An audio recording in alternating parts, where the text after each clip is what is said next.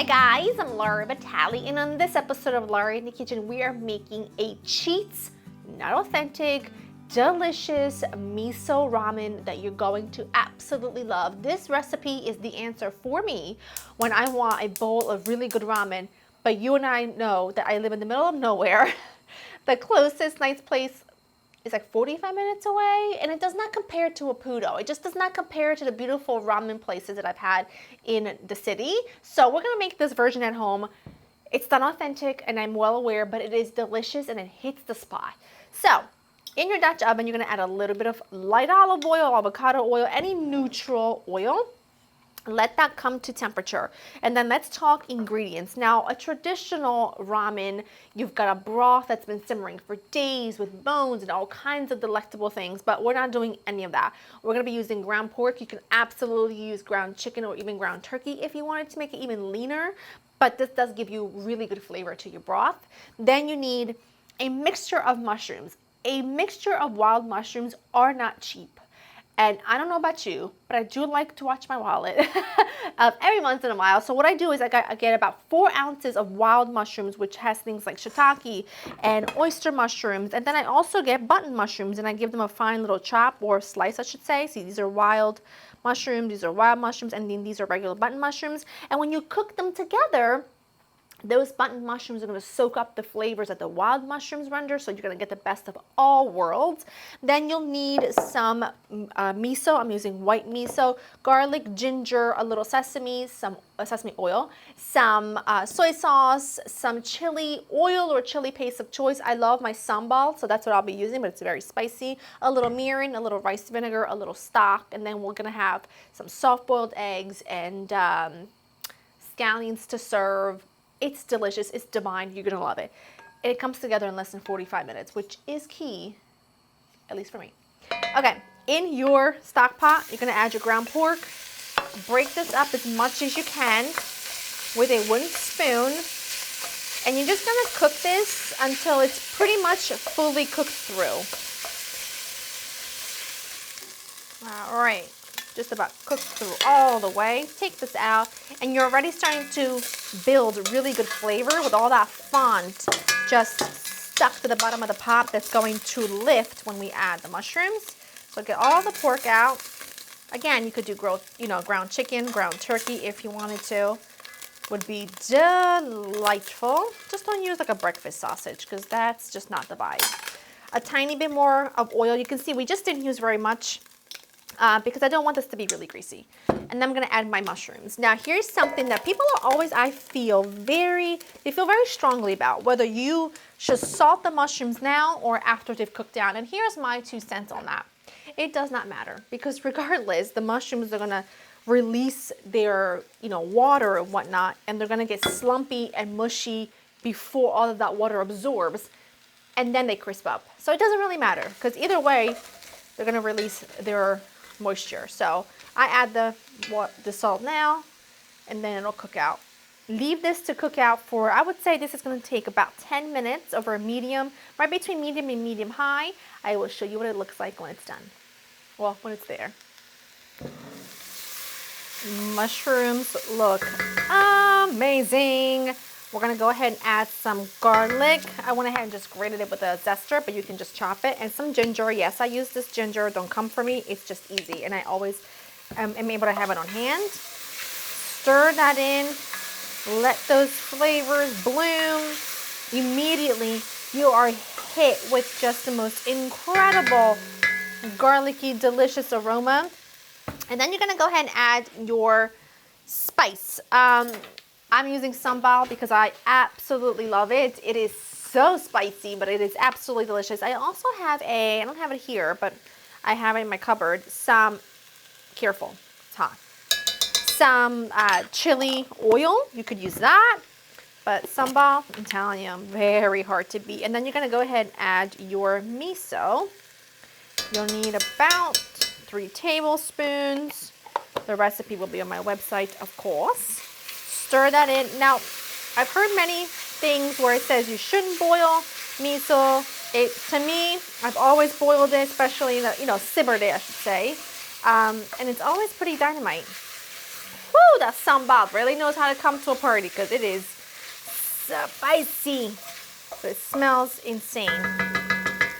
You're gonna go ahead and add your stock at this point, which for me, as you know, is just gonna be water with my chicken bouillon powder and your pork. Everything kind of goes into the pool at this point. I need my powder because that's how I get my chicken stock. Here we go. Don't go too heavy because you've got that miso that can be quite salty. Then you need some soy. 1 tablespoon, 2 tablespoons, and then everything can kind of be to taste until you get to the very end and you're able to give everything a nice taste test. A little mirin. Beautiful. A little rice vinegar. Just a touch. Just a touch to just sort of offset everything else. And then like a teaspoon of sesame oil. Not much. A very small amount.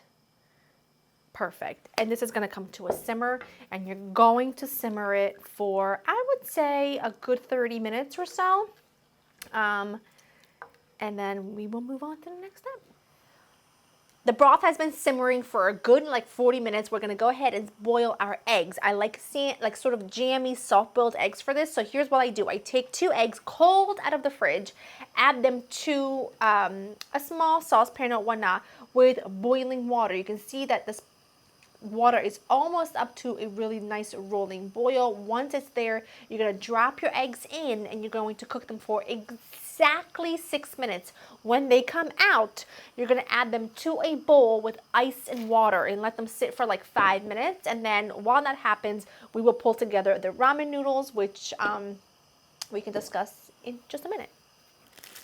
Now, when it comes to your ramen noodles, I honestly just use the top ramen noodles because they're so cheap. I just don't use the packet because I don't need it. Let me get my eggs out. Oh, wrong burner. Wrong burner. Let me get my eggs out to a big bowl of ice water. Let those sit. Now, for the ramen noodles, I like to boil them separately because if you boil them all together, it's going to soak up all the brothiness, and I don't want that. I want that to still be a delicious broth, and I just boil them separately. They take about, I'm going to add some salt, otherwise they won't be flavored all the way through. They take 2 to 3 minutes. They don't take very long at all. I'm trying to get my tongs. They don't take very long at all, and then this way, when you have leftover broth, should you, then you're not stuck with something that's going to absorb all of that liquid and then just be thick and be like a noodle dish, which fine, but not the purpose that I want. So I'm just gonna cook these. I've got some sliced scallions. I also have some baby corn here. And once these are done, we are going to crack open some eggs. We're gonna plate everything up and it's gonna be dynamite.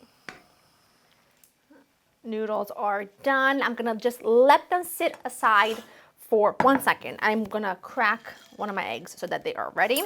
Remember, 6 minutes into boiling water. Just be careful because they are tender. Just make a point of entry and then they'll peel like this, like butter. You don't need an Instant Pot to make perfect hard-boiled eggs. I know that that's a really popular trend going around right now, but listen, you know what I love? A saucepan, okay?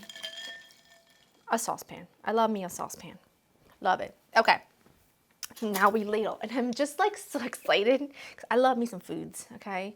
Love foods. Take your noodles. And this is the beauty of this, is that you can make as much or as little as you want. Take your noodles. The broth, which by the by is next level. It is rich and delicious, and you are going to absolutely fall so madly in love with that broth. And then here's how I like to serve it. You need some chopsticks. Okay, look how gorgeous. You know it's gonna be good. My hands are slightly slippery from the egg. I love baby corn. Add them to your pot if you want to. The place that I like to go to occasionally has really phenomenal miso ramen. Your egg, that is like jammy perfection. Have you seen this? If you don't like it jammy, cook it longer. I simply cannot relate because that's how I like it when I go to a Puto and I get it. Lots of scallions. And then, because, you know, I need it, you may not need it, but I need it, some of this crisp chili oil. Goodbye, hello, because very, very little is going to compete with this on a cold Tuesday. That is perfection. That is everything that I want. Certainly not authentic. It doesn't taste exactly like a Puto. If I had to pick one, I'd pick that one. Let's be very frank here because it is to die for. But not too shabby if you want to make it at home. Not too shabby if you want to go to one grocery store to get all of your ingredients and you don't want to have to order something special from, you know, the interwebs or whatever. This is pretty perfect if you ask me, and it does hit the spot. I'm going to use this spoon and I'm going to go ahead and give it a taste for the broth first.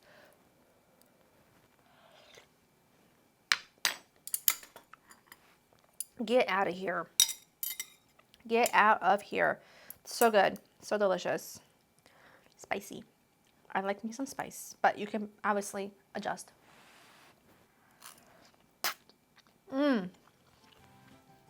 LaurieInTheKitchen.com for the written recipe.